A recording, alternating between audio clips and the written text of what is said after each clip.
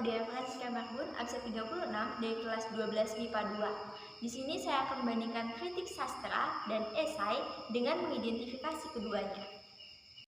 Membandingkan kritik sastra dan esai dengan mengidentifikasi keduanya.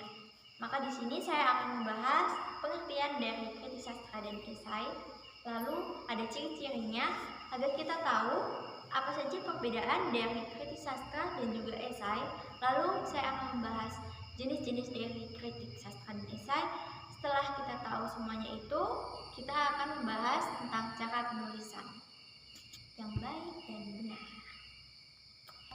Kritik sastra merupakan penilaian baik buruknya suatu karya sastra secara objektif agar kualitas karya menjadi lebih baik.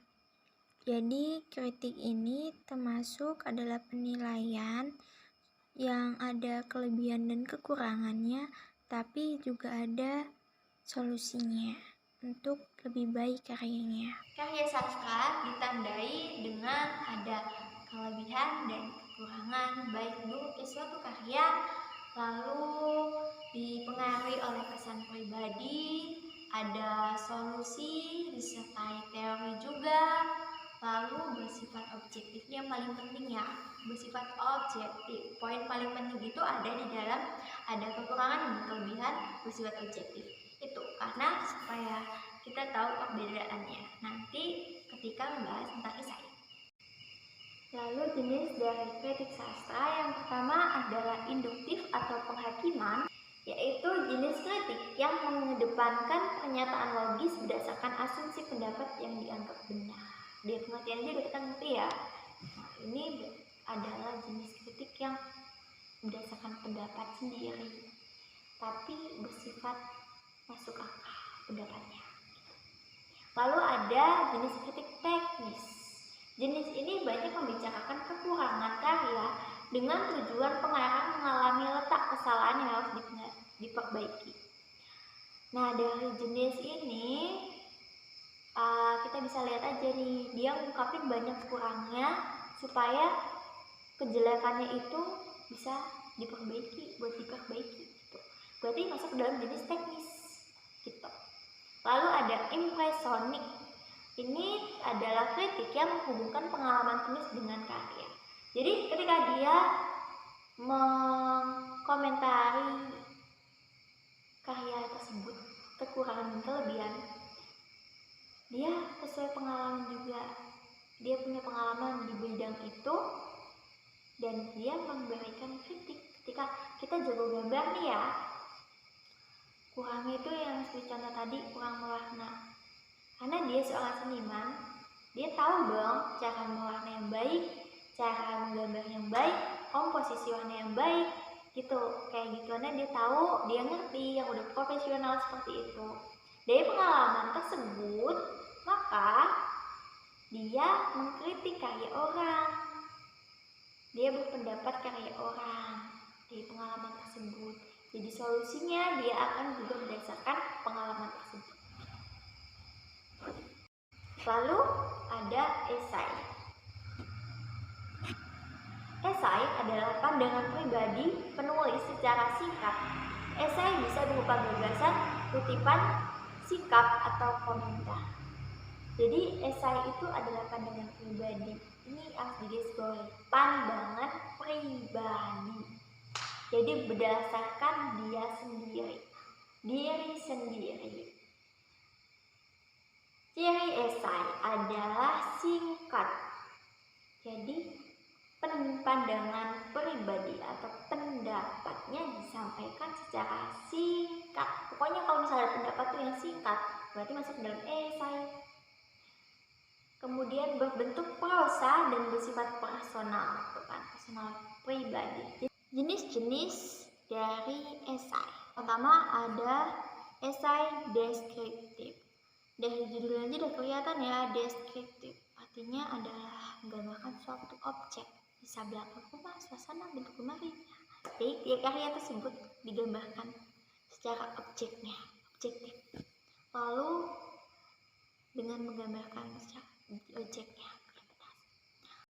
Yang kedua adalah esai kritik. Esai kritik berupa penilaian pengarang terhadap suatu karya sastra tersebut. Nah, jika pengarang lebih berfokus pada kritik tentang suatu karya sastra dari kelebihan nilai ataupun saran, maka tanggapan tersebut masuk dalam ranah kritik sastra. Gitu. Lalu yang ketiga ada esai cuplikan watak. Esai cuplikan watak memaparkan kehidupan seseorang agar pembaca dapat memahami tipe dan sifat seseorang yang digambarkan oleh pengarang. Jadi di esai cuplikan watak digarisbawahi watak, udah harus jelas sih, itu berarti masuknya kalau misalnya ada sifat masuknya ke dalam esai cuplikan watak. Lalu ada esai pribadi. Esai pribadi serupa dengan jenis esai cuplikan watak, cuman bedanya yang ini tuh menceritakan kehidupan pribadi, hanya saja dalam ceritanya pengarang menggunakan sudut pandang orang pertama, yaitu saya. Kemudian ada esai tajuk. Esai tajuk banyak banget nih digunakan di dalam surat kabar atau koran dan majalah. Fungsinya adalah membentuk opini pembaca terhadap topik dan isu tertentu yang sedang hangat diperbincangkan, seperti gosip itu bisa masuk dalam esai tajuk. Lalu ada esai refleksi. Esai jenis ini biasanya ditulis oleh kalangan intelektual karena sifat tulisannya terkesan formal dan serius jika topik yang diangkat seputar masalah politik, pendidikan, kemanusiaan, dan lain-lain. Ini banyak banget ditemuin di dalam berita jika kita sering lihat di televisi ataupun di internet. Masuknya ke dalam esai reflektif. Jadi kayak topiknya itu berat-berat gitu. Lalu kita akan membahas tentang cara penulisan yang baik dan benar. Tadi kan kita udah bahas dari pengertian esai dan kritik, ciri-cirinya, perbedaannya, dan juga jenisnya. Kita akan membahas cara penulisan yang baik. Karena ketika kita tahu teorinya, kita juga perlu tahu dong cara penulisan yang baik itu seperti apa. Langsung aja, cara penulisan yang baik dan benar ketika menulis kritik sastra atau esai. Yang pertama adalah pokok pembahasan yang layak. Jadi pokok pembahasan yang layak itu harus pantas ditampilkan. Jadi bukan asal-asalan, topik yang diangkat itu bukan asal-asalan, tapi harus yang layak ditujukan untuk para pendengarnya. Jadi harus dipilah nih topiknya yang apa. Kemudian ada pendekatan yang jelas. Lalu ulasan atau pendekatan faktual harus didukung fakta nyata dan objektif. Maksud dari keduanya ini adalah kita masuk dalam pendekatan yang mana? Apakah seperti pendekatan faktual? Jika dalam pendekatan faktual, ulasannya mendekati pendekatan faktual, itu harus didukung oleh fakta nyata dan objektif gitu.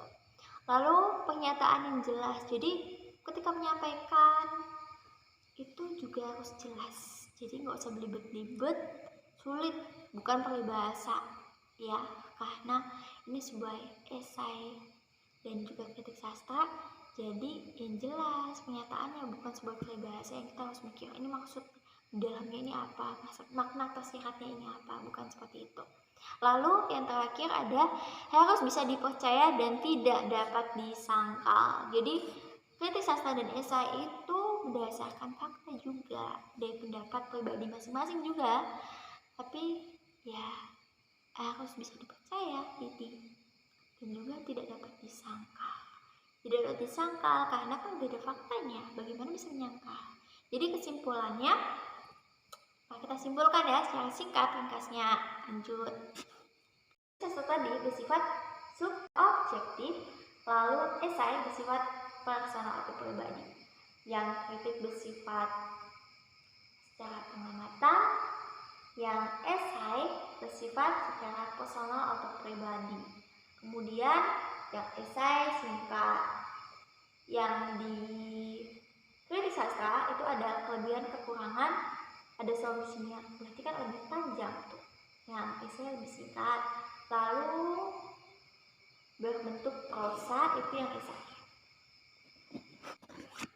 Kritik sastra dan esai sama-sama adalah sebuah pendapat, tapi ada perbedaannya. Bisa teman-teman lihat di ciri-cirinya tadi yang keduanya itu, yang sangat jelas bersifat objektif untuk kritik sastra dan personal untuk esai, berbentuk prosa untuk esai, dan juga ada kelebihan, ada kekurangan, ada solusinya itu dikritik, jadi kayak lebih panjang gitu. Kemudian dari tambahan jenisnya tadi yang kelupaan itu ada jenis kritik sastra, yaitu kritik yudisial. Itu adalah analisis kritik berdasarkan fakta-fakta yang berhubungan dengan suatu karya, metode, waktu penciptaan, dan disusun secara teratur. Lalu setelah tahu kita teorinya tadi, keseluruhan isi, bedanya kritik sastra dan esai, biasanya nih esai itu tidak disertai dengan ringkasan, sedangkan kritik ada ringkasannya. Dan juga kritik itu kan ditampilkan dalam deskripsi singkat, keduanya sama-sama ditampilkan dalam deskripsi singkat. Lalu dari segi pandang penulis, kritik ditulis berdasarkan teori dan juga kajian dari data yang sudah ada, beda dengan esai yang masih dipengaruhi oleh opini. Jadi kritik itu benar-benar bisa benar-benar dari faktanya, sedangkan esai masih dipengaruhi oleh pendapat pribadinya. Ya, kira-kira seperti itu, semuanya udah kita bahas dari keseluruhan. Sekian penjelasan dari saya tentang kritik sastra dan esai. Bila ada yang salah, mohon dimaafkan, dan jika ada kekurangan dalam penjelasan saya atau kesalahan dalam penjelasan saya, bisa teman-teman komen di bawah. Sekian dari saya, terima kasih. Selamat belajar.